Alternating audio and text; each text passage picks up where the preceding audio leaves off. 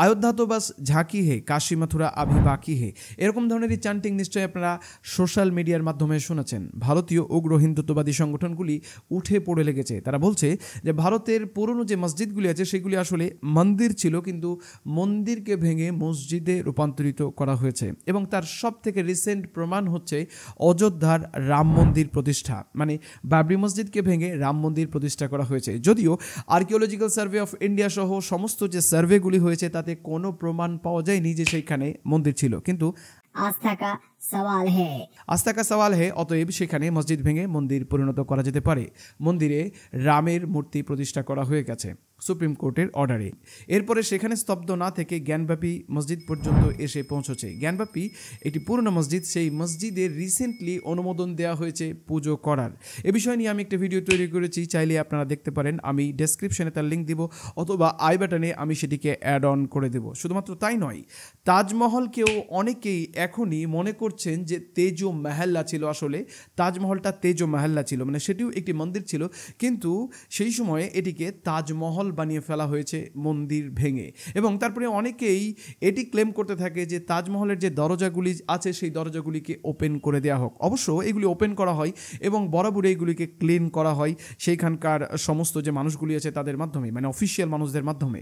এবারে আমরা ভাবছিলাম যে এই আগুন, এই ছ্যাঁকা হয়তো আমাদের বাংলা পর্যন্ত এসে পৌঁছবে না, কারণ আমরা হিন্দু মুসলিম সৌহার্দ্যে যুগ যুগ ধরে বাস করছি। আমাদের মধ্যে এ ধরনের কোনো অপ্রীতিকর ঘটনা হয়তো ঘটবে না। ছোটোখাটো এরকম ধরনের ঘটনা ঘটছেই, কিন্তু বড় ধরনের এরকম ধরনের কোনো ঘটনা হয়তো ঘটবে না। কিন্তু রিসেন্ট কিছু ইনসিডেন্ট আমাদের এই ধারণাকে ভুল প্রমাণ করেছে। মালদহের আদিনা মসজিদ, যেটি অনেক বেশি পুরনো একটি মসজিদ, সেই মসজিদে রিসেন্টলি একজন ধর্মযাজক এসে, একজন পূজারী এসে সেখানে পূজা করতে শুরু করে। যদিও সেখানে নামাজ পড়তে মানা। আমি এই বিষয় নিয়ে একটি ব্লগ তৈরি করেছি, চাইলে 1 এবং 2 মানে 2 ভাগে বিভক্ত করে আমি আদিনা মসজিদের ব্লগ একটি তৈরি করেছি, চাইলে আপনারা সেখান থেকে দেখতে পারেন। এবং সেখানে কিছুটা হিস্ট্রিও উল্লেখ করা আছে। এটি ঠিক কথা যে আদিনা মসজিদের দেওয়ালে বিভিন্ন ভাস্কর্য, যেমন হিন্দু ধর্মের, জৈন ধর্মের, বৌদ্ধ ধর্মের কিছু ভাস্কর্য সেখানে আছে, এবং সেটি কিন্তু স্থাপন করা হয়েছে সসম্মানে। এমন কিছু স্থানে সেগুলি স্থাপিত করা হয়েছে যেগুলি দেখলে আপনাকেও অবাক হতে হবে। প্রথমবার যখন আমি সেখানে ভিজিট করেছিলাম সেগুলি দেখে আমিও অবাক হয়েছিলাম, কিভাবে সম্ভব মসজিদের মধ্যে, যে মসজিদের দেওয়ালে শিব এবং গণেশ সহ আরও অন্যান্য ভাস্কর্য সেখানে দেয়া আছে। শুধুমাত্র বাইরের দেওয়ালে নয়, বরং মেন এন্ট্রান্সে এবং তার সঙ্গে সঙ্গে মেহরাব, যেখানে ইমাম সাহেব উঠে খুতবা প্রদান করেন, তার নিচেও ভাস্কর্য বা মূর্তি স্থাপন করা আছে। এগুলি দেখে প্রথমে আমি শক হয়েছিলাম, তারপরেই আমি ইতিহাসের বিভিন্ন বিষয়গুলি পড়াশোনা করার পরে এটি বুঝতে পারলাম যে আসলে এই ঘটনার পেছনে, এই ঘটনার প্রবাহের ইতিহাসটি কি। হঠাৎ করে কোনো একটি বিষয় হয়ে যায় না, বরং তার পেছনে ঐতিহাসিক কিছু ব্যাকগ্রাউন্ড থাকতে পারে। আমরা জানি যে মসজিদের মধ্যে যদি কোনো ছবি থাকে, ভাস্কর্য তো দূরের কথা, যদি কোনো ছবি থাকে, পিকচার, সেই পিকচার যদি থাকে এবং আপনার কোনো ঘরের মধ্যেও যদি কোনো পিকচার থাকে, তাহলে নামাজ হবে না। তাহলে কিভাবে সম্ভব যে মসজিদের বেদির মধ্যে, মসজিদের দরজাতে, মসজিদের মেম্বারে সেখানে গণেশ সহ আরও অন্যান্য যে হিন্দু ভাস্কর্য, জৈন ভাস্কর্য এবং বৌদ্ধ ভাস্কর্য আছে সেইগুলি স্থাপন করা থাকবে এবং সেইখানে নামাজ হবে? আসলে এইগুলি কেন ছিল? যদি সেইটিকে মন্দির ভেঙে মসজিদ করা হতো তাহলে নিশ্চয়ই এইগুলিকে রাখা হতো না। আজকে মসজিদের বয়স হয়ে গেল প্রায় 650 বছর। 1364 থেকে নিয়ে এ পর্যন্ত প্রায় 650 বছর পার হয়েছে। যদি মুসলিম মহারাজারা মনে করতেন তাহলে এই ভাস্কর্যগুলিকে খুব সহজেই বিলীন করে দিতে পারতেন, কিন্তু করেননি কেন? এটি কিন্তু প্রশ্ন এসে যায়। মন্দির ভেঙে মসজিদ করা হতো, তাহলে এই বিষয়গুলিকে সামনে রাখার এবং মসজিদের গুরুত্বপূর্ণ অংশ যেমন মেহরাব, নামাজ পড়ার স্থান, সামনের দেওয়ালে এগুলি স্থাপন করে রাখার কারণ কি? এগুলি কিন্তু প্রশ্ন এসে যায়। এগুলি সেই সকল মানুষকে আমরা প্রশ্ন করছি যারা আজকে বলছেন যে মন্দির ভেঙে মসজিদ প্রতিষ্ঠা করা হয়েছে। যদি মন্দির ভেঙে মসজিদ প্রতিষ্ঠা করা হতো তাহলে মন্দিরের চিহ্ন মসজিদের মধ্যে কেন রাখা হবে? তার কয়েকটি কারণ হতে পারে।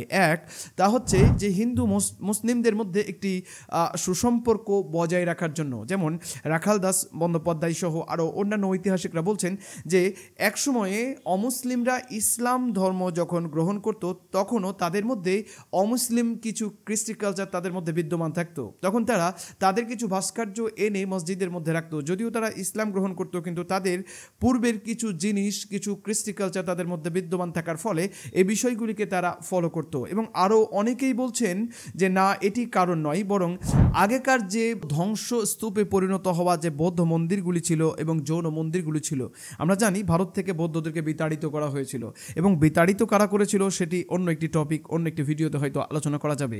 তাদের যে মন্দিরগুলি ছিল সেই মন্দিরের অংশ বিশেষকে মসজিদে সেখানে স্থাপন করা হয়, এটিও একটি কথা বলা হয়ে থাকে।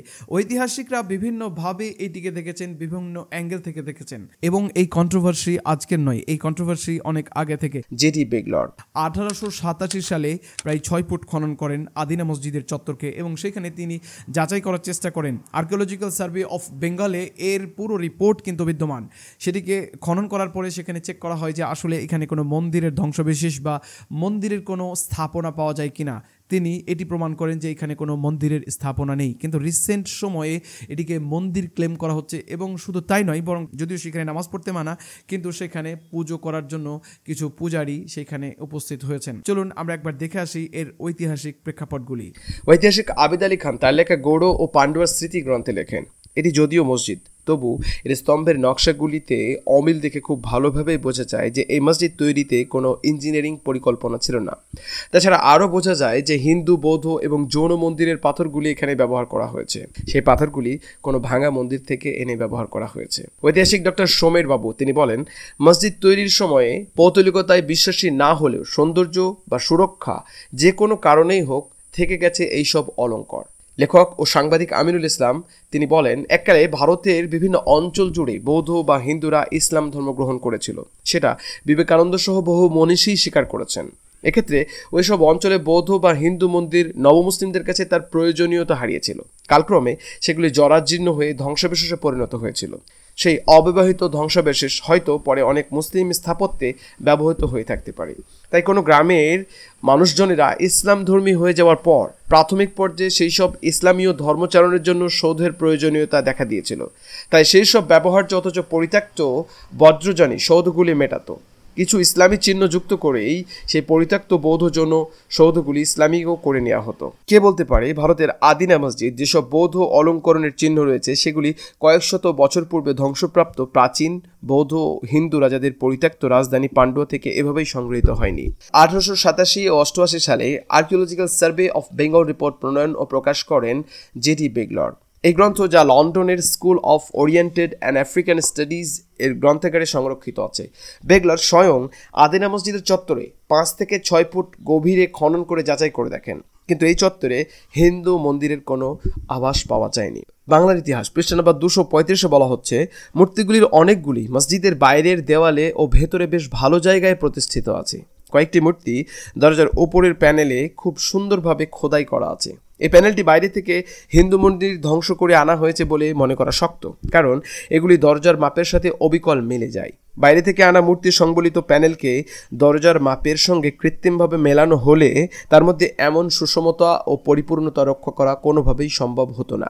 সুতরাং সেকান্দার শাহ হিন্দু মন্দির ধ্বংস করে আদিনা মসজিদ উপকরণ সংগ্রহ করেছিলেন, একথা নিঃসংশয়ে বলা চলে না। এছাড়াও নিম্নবর্ণীয় হিন্দুরা যখন উচ্চবর্ণীয় হিন্দুদের দ্বারা নির্যাতিত হয়ে ইসলাম গ্রহণ করতেন, তখন পূর্বের ধর্মের কিছুটা টান তাদের মধ্যে অবশিষ্ট থেকে যেত, এবং সে কারণে তাদের আচার ব্যবহার এবং পূজা অর্চনাতে ইসলাম ও হিন্দু ধর্মের সংমিশ্রণ লক্ষ্য করা যেত। 1960 সালে ঐতিহাসিক শ্রী সুকুমার মুখোপাধ্যায় তার লেখা বাংলার ইতিহাসের 200 বছর গ্রন্থে আদিনা মসজিদ সম্পর্কে লেখেন। পেজ নাম্বার 75 এবং 76 প্রথম খণ্ডে এটি পেয়ে যাবেন আপনি। মুসলমান আমলে হিন্দু মন্দিরের উপকরণে যে মসজিদ তৈরি হতো তাতে সাধারণত দেবদেবীর মূর্তিগুলি নিশ্চিহ্ন বা বিকৃত করা হতো অথবা উল্টে রাখা হতো। আরও একটি বিষয় বিশেষভাবে উল্লেখযোগ্য, আদিনা মসজিদের যে অংশটি এখনও বজায় আছে তার মধ্যে এক জায়গায় মাটি থেকে বেশ খানিকটা উঁচুতে একটি কালো পাথরের কারুকার্য খচিত মঞ্চ আছে, তার নাম হচ্ছে বাদশাহ কা তখ্ত।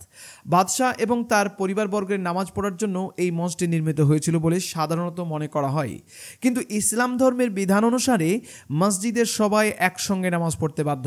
সেখানে ধনী দরিদ্রের মধ্যে কোনো বৈষম্য সৃষ্টি করা একেবারেই নিষিদ্ধ ব্যাপার।